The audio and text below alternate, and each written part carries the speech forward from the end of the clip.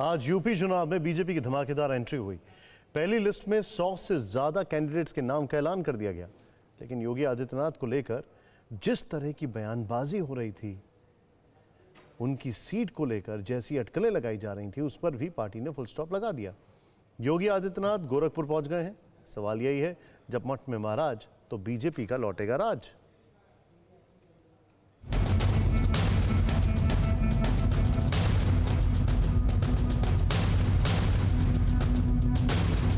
हमें पूरा भरोसा है उत्तर प्रदेश आशीर्वाद करेगा हमारी पार्टी के ऊपर, एनडीए के ऊपर, हमारी गठबंधन फिर 300 से अधिक सीटों को हम जीतेंगे, ये हमारा पूरा भरोसा है। 107 कैंडिडेट की इस लिस्ट ने बीजेपी के यूपी फतेह के प्लान का पहला इंडिकेशन दे दिया है। मैसेज क्लियर है, चुनाव जीतना है तो सबको साथ लेकर चलना है। सोशल इंजीनियरिंग का फॉर्मूला लेकर विरोधियों पर वार करना है। हालांकि इस पूरी लिस्ट में चीफ मिनिस्टर योगी आदित्यनाथ की सीट ने सबसे ज्यादा चौंकाया। ऐसे कयास लगाए जा रहे थे कि योगी अयोध्या जाएंगे। कोई कह रहा था कि योगी तो मथुरा से चुनाव लड़ सकते हैं, लेकिन जैसे ही लिस्ट आई, सारी अटकलों पर पूर्ण विराम लग गया। यूपी के मुख्यमंत्री गोरखपुर से चुनाव लड़ेंगे, गोरखपुर शहर सीट से पर्चा दाखिल करेंगे। केशव प्रसाद मौर्य प्रयागराज की सिराथू सीट से बीजेपी उम्मीदवार हैं। उत्तराखंड की पूर्व गवर्नर बेबी रानी मौर्य आगरा ग्रामीण सीट से चुनाव लड़ेंगी। बीजेपी को उम्मीद है कि महाराज जी गोरखपुर के रास्ते लखनऊ की गद्दी तक दोबारा पहुंच जाएंगे। योगी आदित्यनाथ जी गोरखपुर शहर, आदरणीय योगी जी हमारे मुख्यमंत्री की दायित्व में है, वो गोरखपुर शहर से चुनाव में पार्टी की ओर से प्रत्याशी होंगे। श्री केशव प्रसाद मौर्य वो प्रयागराज जिले में सिराथू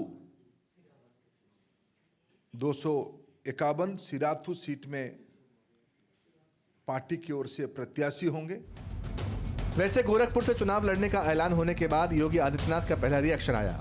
योगी ने ट्विटर पर लिखा, आगामी विधानसभा चुनाव में मुझे गोरखपुर से भारतीय जनता पार्टी का प्रत्याशी बनाने के लिए प्रधानमंत्री नरेंद्र मोदी, राष्ट्रीय अध्यक्ष जेपी नड्डा और संसदीय बोर्ड का हार्दिक आभार। यूपी के विकास के लिए, हर वर्ग के उत्थान के लिए बीजेपी संकल्पित है। जनता जनार्दन के असीम आशीर्वाद से बीजेपी उत्तर प्रदेश में पुनः प्रचंड बहुमत की सरकार बनाएगी। हालांकि यूपी में योगी आदित्यनाथ के गोरखपुर से चुनाव लड़ने को लेकर विरोधी हमलावर हैं। अखिलेश यादव ने बीजेपी की टिकट वाली लिस्ट को लेकर तंज कसा, कह दिया कि अब तो खुद बीजेपी ने ही योगी आदित्यनाथ को गोरखपुर भेज दिया है। अयोध्या क्यों नहीं गए योगी जी? बहुत चर्चा थी अयोध्या जाएंगे, आपको क्या लगता है अयोध्या क्यों नहीं गए? कभी मथुरा, कभी अयोध्या, कभी देवबंद, कभी तुलसीपुर, कभी कहीं, कभी कौन सी सीट, लेकिन अंतोगत्वा बीजेपी ने उन्हें अपने घर भेज दिया। जनता के भेजने से पहले मुख्यमंत्री अपने घर पहुंच गए। सामाजिक समीकरण लगते हैं इसके पीछे की वजह आपको? अयोध्या के सामाजिक समीकरण और गोरखपुर के अलग अलग है, इसलिए ऐसा हुआ है? पहले पैदल चलाया और अब उन्हें घर भेज दिया। इसलिए घर भेज दिया कि अब उन्हें लखनऊ से न जाना पड़े हवाई जहाज, जब हार का परिणाम आए तो वहीं रुक जाए मठ में। ये पलटवार सियासी है, लेकिन सवाल तो बनता है कि आखिर योगी आदित्यनाथ के गोरखपुर जाने के पीछे की असल वजह क्या है? इसे लेकर बीजेपी की स्ट्रेटेजी क्या है? वैसे पहले ताकत समझते हैं। ताकत ये है कि गोरखपुर से योगी को प्रचार की जरूरत नहीं पड़ेगी। गोरखपुर में हर तबके पर योगी की पैठ है। गोरखपुर से वो 5 बार सांसद रहे हैं, हर बार जीत का अंतर बढ़ा है। हालांकि सियासी समझ रखने वाले तो अयोध्या के गणित का तर्क दे रहे हैं। अयोध्या ऐसी सीट है जहाँ 93% हिंदू आबादी होने के बावजूद बीजेपी की जीत तय नहीं रही। 2012 में ये सीट समाजवादी पार्टी ने जीती थी, तब करीब सारी पार्टियों में वोट शेयर बटे थे। समाजवादी पार्टी को करीब 29% तो बीजेपी को करीब 26% वोट मिला था। 2017 में मोदी लहर में करीब 50% वोट बीजेपी को मिला था।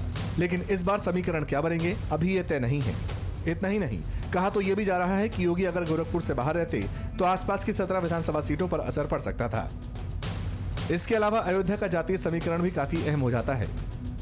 यहाँ शहरी इलाकों में 70,000 ब्राह्मण, 28,000 क्षत्रिय, 28,000 मुस्लिम और 50,000 दलित हैं। शहरी इलाकों में यादव वोटर्स की संख्या 40,000 है। इस विधानसभा में 22,000 वैश्य, 22,000 कायस्थ और लगभग इतने ही निषाद मौजूद हैं। कुर्मी वोटर्स की संख्या भी 18,000 के आसपास है, यानी वोटर बटा हुआ है। हालांकि योगी का कहना है कि अब की बार बीजेपी बहुमत के साथ रिपीट होगी। जो लोग सवाल उठाते हैं वो न घर के रहेंगे न घाट के। भारतीय जनता पार्टी न केवल गोरखपुर में बल्कि पूरे प्रदेश के अंदर आज पहली सूची भारतीय जनता पार्टी की फर्स्ट और सेकंड फेज के चुनाव की जारी हुई है। प्रचंड बहुमत की सरकार भारतीय जनता पार्टी बनाएगी। इस सब के बीच बीजेपी की लिस्ट की कुछ और बातें क्लियर हुई हैं। बीजेपी ने 20 सिटिंग एमएलए का टिकट काट दिया है। पार्टी ने 21 नए चेहरों को मौका दिया है। बीजेपी ने 60% टिकट ओबीसी और दलित प्रत्याशियों को दिए हैं। 107 में से 44 पिछड़ी जाति के हैं, जबकि इसी लिस्ट में 19 कैंडिडेट शेड्यूल कास्ट के भी हैं। 10 महिलाओं को भी टिकट दिया गया है। क्योंकि स्वामी प्रसाद मौर्य के साथ जो विधायक गए, उनके जाने के बाद ऐसा परसेप्शन बना था कि बीजेपी ओबीसी के साथ नहीं। इसी को देखते हुए बीजेपी ने गैर ओबीसी वोटर्स को साधने की कोशिश की है। इस लिस्ट में सोशल इंजीनियरिंग की झलक दिखाई देती है। यूपी चुनाव में हर पार्टी कास्ट फैक्टर का भी ध्यान रख रही है। हर सीट पर नाम तय करने से पहले कई बार चर्चा हो रही है। इस बार ओबीसी के साथ दलित वोटर्स पर भी नजर है।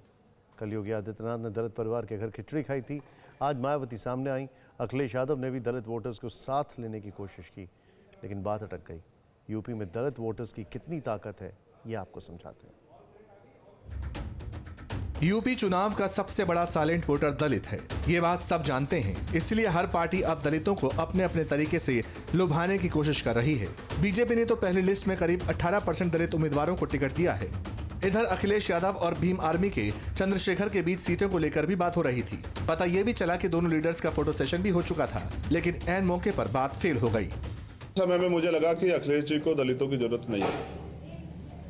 वो इस गठबंधन में दलित नेताओं को, दलित लीडरशिप को नहीं चाहते। पिछड़ा वर्ग के सारे नेता आपके साथ इसलिए इकट्ठा हो रहे हैं कि आप सामाजिक न्याय करेंगे, लेकिन मुझे लगता है कि अभी अखिलेश जी सामाजिक न्याय का मतलब नहीं समझ पाए। आज मायावती भी सामने आई। उन्होंने फिर ऐलान किया कि इस बार वो अपने कोर वोट बैंक के सहारे सोशल इंजीनियरिंग के फॉर्मूले के साथ सत्ता के सिंहासन पर पहुंचेंगी। विधानसभा के लिए हो रहे आम चुनाव में बीएसपी को फिर से जनता यहाँ जरूर सत्ता में वापस लाएगी। जानकार बताते हैं कि उत्तर प्रदेश में दलित समाज के हाथ में सत्ता की चाबी है, और अगर सुरक्षित सीटों की बात करें तो इस पर पार्टियों की जीत और आंकड़ों को देखें तो तस्वीर और साफ हो जाती है। 2007 में बीएसपी की सरकार बनी थी। तब 62 सुरक्षित सीटों पर बीएसपी, 13 पर समाजवादी पार्टी और 7 सीट पर बीजेपी की जीत हुई थी। 2012 के यूपी चुनाव में समाजवादी पार्टी ने 58 सीट पर जीत हासिल की थी। बीएसपी ने 15 सीटों पर जीत दर्ज की, जबकि बीजेपी को सिर्फ 3 सुरक्षित सीट ही मिली थी। 2017 में बीजेपी का शानदार प्रदर्शन रहा था। 70 सुरक्षित सीटों पर जीत हुई। सपा के पास 7 और बीएसपी के पास 2 सीट गयी। कुछ आंकड़े और समझिए। यूपी की 403 विधानसभा सीटों में 300 सीटें ऐसी हैं जहां दलित निर्णायक रोल में हैं। 20 जिले ऐसे हैं जहां 25% से ज्यादा आबादी SC/ST वर्ग की है। यानी दलितों ने जिस पार्टी को पसंद किया उसे सत्ता का सिंहासन मिला। इसीलिए हर पार्टी दलितों के सबसे बड़े हितैषी है, ये बार बार दिखाने की कोशिश की जाती है। कोरोना धर्म नहीं देखता, जात नहीं देखता, अमीर गरीब ऊंच नीच नहीं देखता। कोरोना सिर्फ मौका देखता है, लेकिन आप उसे मौका मत दीजिए। बस इतना कीजिए, जब कभी दफ्तर से, बाजार से घर लौटिए तो इतना ख्याल जरूर रखिए कहीं आपके साथ कोरोना आपके घर तो नहीं जा रहा। भूलिए मत, कोरोना अभी जिंदा है।